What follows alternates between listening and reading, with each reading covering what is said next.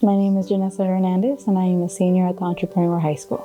So the externship, I know we do internship, and it's everything we learn inside of school, but the externship is about everything outside of school. So how to work and how to go talk to other people besides your teachers and kids in your class. Oh, hi there.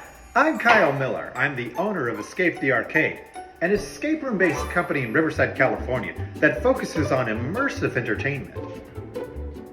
We got started with the CTE program at eHigh last year, where we had 2 interns come and work for us. Our externs brought with them enterprising attitudes, which we use to benefit our company here in Riverside, California. The students were able to use lots of practical skills like communication, collaboration, and critical thinking. Very useful skills when working in the escape room industry. Now, I hope this program continues so that students get a chance to be introduced to industries that they may have not thought of previously. So if you're a business looking to get involved with this program, I say, what's stopping you? Now's the time.